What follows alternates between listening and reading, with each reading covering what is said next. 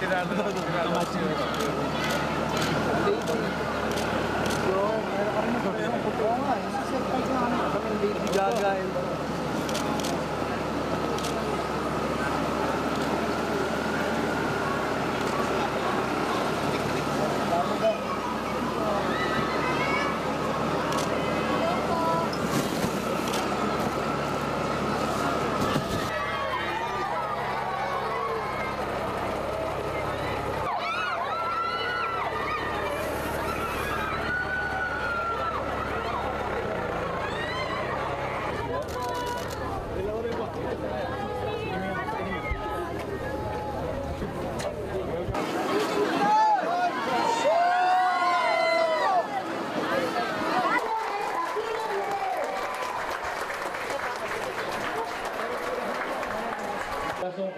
Gandang hapon sa inyo lahat.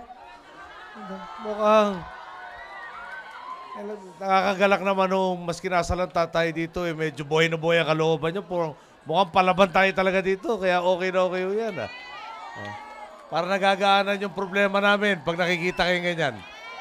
Okay. Anyway, nagpunta ko kami dito kasama ng marami tayong kasama. Secretary Mar, si Congressman Sani Angara, si Rizon Tiveros, si Joel Villanueva, si Manong Ompong Biason, Congressman po nyo, si Rupi Biason ng Customs, dating Congressman nyo, si Mayor San Pedro, nandito rin po para kamustahin kayo, tingnan kung meron pa akong pangangailangan na hindi natutugunan. Yung baho, hindi pa natin masusolve next week yan. Medyo mahaba-haba ho yung proseso para iayos na maibsan kung hindi matigil na ho yung pagbabaha. No, talagang sobrang lakas lang ho ng buhos ng tubig. Irony nga ho nito, kahapon dapat pinag-usapan namin yung flood control. Pero yung sa mga pinapakita proposal sa atin, kakayanin po natin sarili nating mga pondo. Pero siyempre, infrastructure po yan, mataon ho bibilangin para may kompleto. Pero pag natapos ho yun, maiwasan na natin yung parating ganito problema. Alam nyo, nung tumakbo ako, senador, kung di ako nagkakamali, nag-motorcade tayo banda dito. Tsaka medyo malapit na to talaga to sa Lawa na Laguna. No?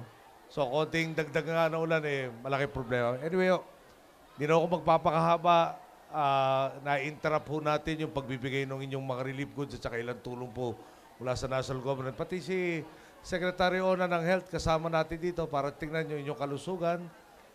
Siguro itanong ko na lang, meron ho bang, alam ko napakasibag ng buting mayor natin dito pero meron ho bang hindi pa natutugon ng immediate na pangangailangan ho dito? Okay naman ho kayo? Huwag lang ho tayo magpapakababad doon sa baha. Meron ho mga maiwasang sakit. Mukhang may kuryente pa naman ho yata. Tubig nyo, okay rin ho?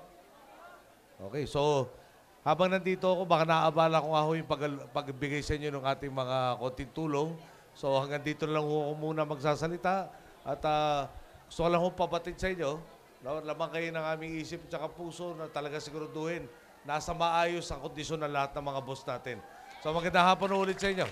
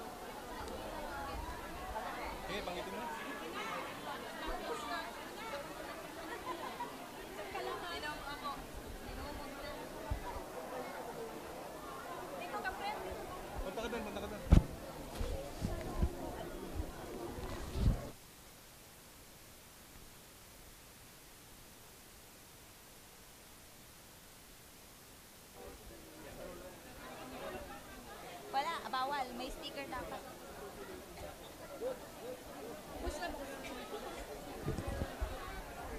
Evelyn, bus na ba, sir? I-announce lang natin that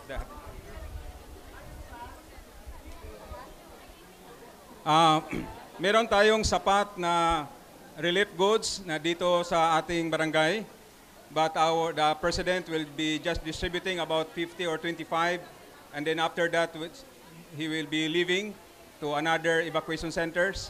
at magpapatuloy yung pag-distribute ng ating mga relief goods. Salamat po sa inyo lahat. Exact anong number mo? Salamat po. Parang gano'n naman yung kanya rin po. Layo ko lang, baba ako na.